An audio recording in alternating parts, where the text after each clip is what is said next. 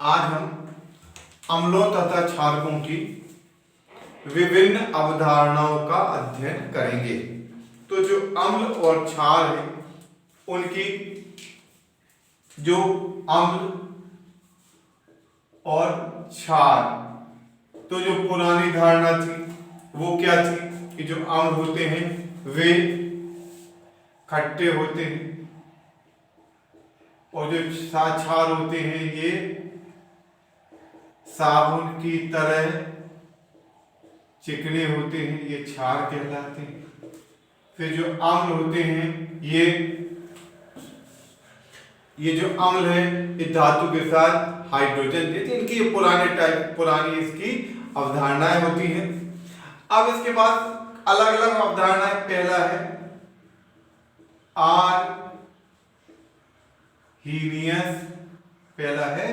Arrhenius की संकल्पना। ये पहला है आर्हीनियस की संकल्पना कि अम्ल वह पदार्थ है जो जलीय विलयन में H3O+ आयन देता है। मतलब अम्ल वह पदार्थ है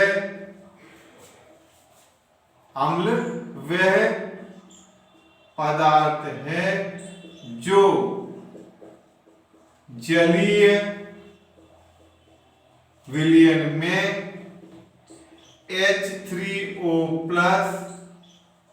आयन वह पदार्थ है जो जलीय विलयन में, और इसको भी कर जलीय विलयन में प्रोटॉन देता है, तथा क्षारक वह पदार्थ है जो जलीय विलयन में OH- आयन देता है। तो ऐसा समझ लो कि आर्हीनियस ने अम्ल वह पदार्थ है जो जलीय विलयन में H3O+ आयन देता है, तथा इसको बोलते हैं हाइड्रोक्सिनियम आयन, और ये किसको कहते हैं हाइड्रोक्सिल आयन, हाइड्रोनियम आयन और हाइड्रोक्सिल आयन। तो अब देखो जो H3O+ देता है वो अम्ल है और जो OH- देता है वो क्षार है। पर ये जो धारणा है ये बहुत अधिक अम्लों और क्षारकों की व्याख्या नहीं कर सकी। अब इसके बाद जो दूसरी धारणा आई वो आई ब्रोस्टेड एवं लॉरी की संकल्पना। ये एग्जाम पॉइंट ऑफ व्यू से भी बहुत इंपॉर्टेंट है। दूसरी है ब्रोस्टेड एवं लॉरी की संकल्पना। ब्रोस्टेड एवं लॉरी की संकल्पना। अब इधर बार बार एक शब्द आएगा प्रोटॉन, प्रोटॉन।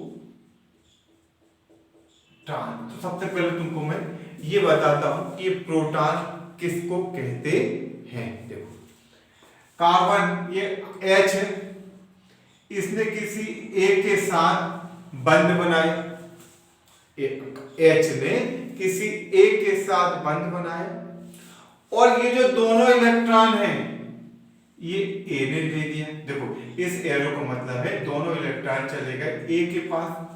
अब हाइड्रोजन के पास बड़ी विचित्र स्थिति है कि इसके पास एक इलेक्ट्रॉन था और एक प्रोटॉन था। एक इलेक्ट्रॉन को उसने बंध बनाने के उद्देश्य से A के साथ साझेदारी करी, पर वो साझे के इलेक्ट्रॉन को जोड़े को उसने उससे छीन लिया। तो इसका अब इसके H के पास केवल क्या बचा, एक प्रोटॉन। इसलिए जो H बचा प्लस, H+ को ही कहते हैं प्रोटॉन। तो H+ जो है वह कहलाता प्रोटॉन। तो प्रोटॉन कब बनेगा, जब हाइड्रोजन किसी परमाणु के साथ सहसंयोजक बंध बनाएगा या साझा करेगा, और वो साझे का जो इलेक्ट्रॉन है वह जो है वह वो परमाणु ले जाएगा, तो जो H प्लस बचेगा उसको कहेंगे हम प्रोटॉन। अब ब्रॉडस्टैड एवं लॉरी ने ये बताया कि वह अणु हो चाहे परमाणु हो या आयन हो, वह अणु परमाणु या आयन जो प्रोटॉन को दान करता है वह अम्ल कहलाता है। मतलब वह अणु परमाणु या आयन जो प्रोटॉन को दान करता है वह अम्ल कहलाता है। मतलब कोई भी अणु हो, कोई भी परमाणु हो, कोई भी आयन हो, यदि वो प्रोटॉन डोनर है, प्रोटॉन का दान करता है, तो वो अम्ल कहलाता है। और यदि प्रोटॉन को ग्रहण करता है तो वह क्षार कहलाता है। मतलब यदि वो प्रोटॉन का दान करता है, वह अणु परमाणु या आयन जो प्रोटॉन को दान करता है वह अम्ल कहलाता है, और वह अणु परमाणु या आयन जो प्रोटॉन को ग्रहण करता है वह क्षार कहलाता है। या प्रोटॉन दाता अम्ल होता है तथा प्रोटॉन ग्राही क्षार होता है। मतलब प्रोटॉन देने वाला जो है वह अम्ल है, और प्रोटॉन को ग्रहण करने वाला क्षार है। प्रोटॉन और सरल शब्दों में प्रोटॉन दाता अम्ल और प्रोटॉन ग्राही क्षार। मतलब proton donor is acid and proton acceptor is a base.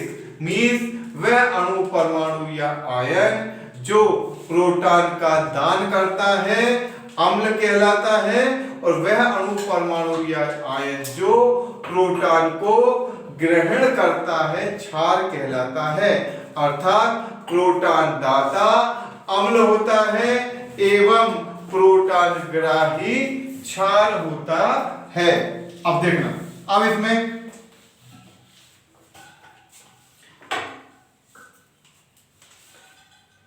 HCl plus H2O, HCl plus H2O। अब क्या है इसमें, देखो इस H2O के पास ये इलेक्ट्रॉन है, ये देखो ऑक्सीजन के पास बातम कक्षा में 6 इलेक्ट्रॉन। इन 6 इलेक्ट्रॉनों में उसने दो इलेक्ट्रॉनों की 2 हाइड्रोजन के साथ साझेदारी कर ली, तो 2 इलेक्ट्रॉन, और इस पर अब 2 इलेक्ट्रॉन ये बचे, ये कहलाते हैं एकाकी इलेक्ट्रॉन के जोड़े। ये जोड़े जो है ये बंध बनाने में भाग नहीं ले रहे हैं, इसलिए ये भाई अपने पास यदि कोई पूंजी है वो किसी काम में नहीं आ रही है तो हम उसको किसी के साथ साझा कर सकते हैं। तो ये देखो, ये जो है ये H जो है ये इलेक्ट्रॉन को दे देगा, तो ये बन गया Cl माइनस, और इस H प्लस को ये O ग्रहण कर लेगा। तो जब ये O को ग्रहण करेगा तो दोनों इसके बीच में बंध बनने के लिए इलेक्ट्रॉन कहां से आएंगे, ये ऑक्सीजन के इलेक्ट्रॉन होंगे, तो ये कहलाएगा H3O प्लस। तो ये हुआ अम्ल और ये हुआ क्षार। HCl एक अम्ल है क्योंकि ये प्रोटॉन को दान कर रहा है, और H2O एक क्षारक है क्योंकि ये इस प्रोटॉन को ग्रहण कर रहा है। तो ये हुआ अम्ल और ये हुआ क्षार। पर अब इसमें एक धारणा है संयुग्मी या कॉन्जुगेट। तो मतलब क्या होता है कि ये अम्ल है, इसने जब प्रोटॉन को त्याग दिया तब हमने जो कोई चीज को छोड़ दी, तो अब जो बचा रहेगा उसकी इच्छा होगी कि हम उसको फिर से प्राप्त कर ले। जैसे हमारे पास जो है 2 किताबें हैं केमिस्ट्री की, हमने एक केमिस्ट्री किताब किसी के साथ किसी को दे दी, तो अब क्या हुआ, अब लगेगा कि नहीं यार इसी में तो ज्यादा अच्छी चीज नहीं थी, तो इसलिए अब ये क्या होगा, इस अम्ल का ये होगा संयुग्मी क्षार, ये होगा अम्ल का संयुग्मी क्षार। ये क्षार है, इसने एक प्रोटॉन को ग्रहण कर लिया, तो ये होगा इसका संयुग्मी अम्ल, इसको कहते हैं कॉन्जुगेट एसिड। अब इसमें NH3 प्लस H2O, अब इसमें NH3 में ये लोन पेयर है, ये क्या करेगा, इस H प्लस को ग्रहण करेगा। तो देखो अब H2O को मैंने बनाया OH और H, इसने इसको त्यागा, तो ये बना OH माइनस, और इस प्रोटॉन को इस NH3 ने ग्रहण किया, तो 3 तो थे ही, अब एक और बढ़ गए, तो ये हो गया NH4 और ये हो गए प्लस। तो ये हुआ, ये देखो ये हुआ क्षार क्योंकि इसने H प्लस को ग्रहण किया, और ये हुआ अम्ल क्योंकि इसने H प्लस को त्यागा। ये क्षार है, तो इसे जब H प्लस ग्रहण किया तो जो बना वो क्या होगा, संयुग्मी अम्ल, और ये अम्ल है तो इसने जब H प्लस को त्यागा तो ये क्या कहलाएगा, संयुग्मी क्षार। अब तुम कहोगे क्या करना है, अम्ल क्षार संयुग्मी अम्ल क्षार, तो अब मैं तुमको इसको एक बार और बताता हूं कि अम्लों तथा क्षारकों के भी जोड़े जिनमें एक प्रोटॉन का अंतर होता है, अम्लों तथा क्षारकों के वे जोड़े जिनमें एक प्रोटॉन का अंतर होता है संयुग्मी अम्ल तथा क्षार कहलाते हैं। अब देखो अम्ल है, उसमें यदि अम्ल है उसमें से माइनस H प्लस कर दोगे तो आ जाएगा संयुग्मी क्षार। क्षार में यदि प्लस H प्लस कर दोगे तो आ जाएगा संयुग्मी अम्ल। अब देखो अब हमें अम्ल में यदि H प्लस जोड़ेंगे, अम्ल में से H प्लस घटाएंगे तो संयुग्मी क्षार बनेगा, और क्षार में जब H प्लस जोड़ेंगे तो उसका संयुग्मी अम्ल बनेगा। अब देखो जैसे HCl एक अम्ल है तो इसका Cl माइनस होगा संयुग्मी क्षार। देखो जैसे ही मैंने अम्ल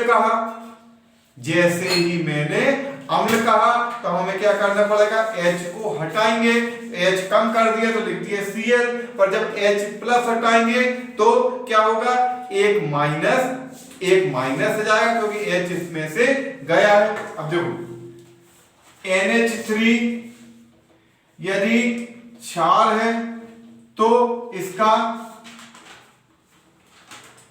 संयुग्मी अम्ल, क्षार से संयुग्मी अम्ल बनाना है तो हम क्या करेंगे, एक H प्लस जोड़ देंगे।